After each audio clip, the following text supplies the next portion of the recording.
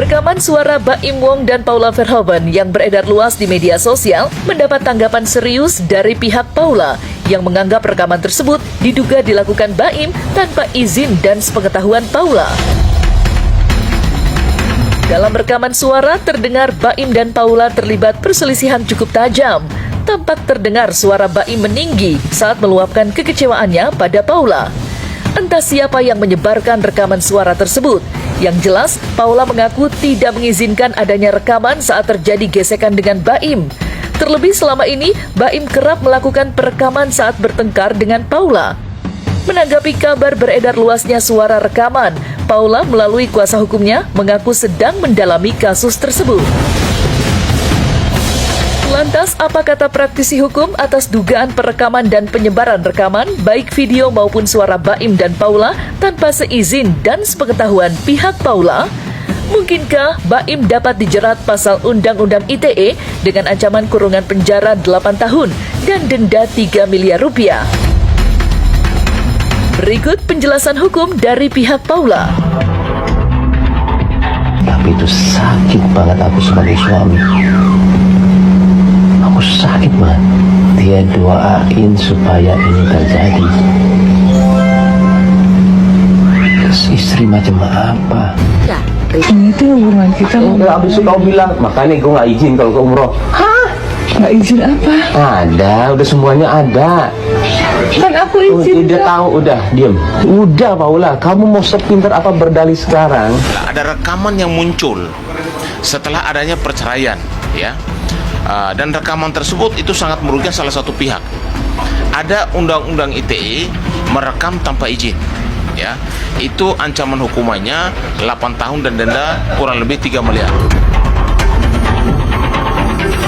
Intinya kalau lu macam-macam gue sebarin nih rekaman itu kan seperti mengancam ya, seperti menjadikan rekaman di dalam relasi rumah tangga itu sebagai alat kuasa.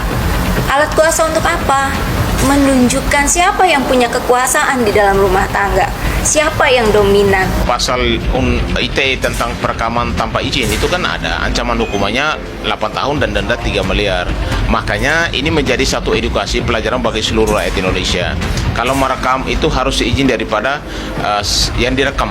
Yang mengupload ke media sosial pun harus juga seizin, karena kalau tidak ada konten-konten atau suara atau rekaman yang sensitif yang merugikan salah satu pihak tersebut bisa mengambil langkah hukum dan upaya hukum, dan ancaman hukumnya cukup berat. Sehingga saya sarankan kepada Paula untuk melakukan langkah dan upaya hukum terkait dengan rekaman yang berseliweran di media sosial, karena ada undang-undangnya, ya, supaya orang siapapun itu jangan merekam diam-diam lalu tanpa izin.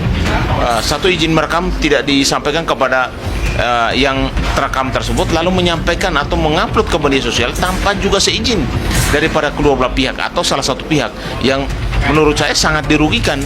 Dan kalau orang merasa korban atau dirugikan, salah satu langkah dan upaya hukumnya adalah melalui upaya hukum pidana, ya, laporkan ke pihak kepolisian. Bagian cyber polisi ini kan mau siapa yang mengupload kan pasti ketahuan kan. Indonesia ini kan punya server, punya cyber, punya yang namanya alat untuk mendeteksi, itu kan milik pihak penegak hukum, dan udah pasti nanti ketahuan kok akun ini milik siapa yang menyebar, lalu dia ngambil dari siapa rekaman tersebut. Dua-duanya pasti kena, yang memberi rekaman dan yang menyebarkan udah pasti kena hukuman, ya kan?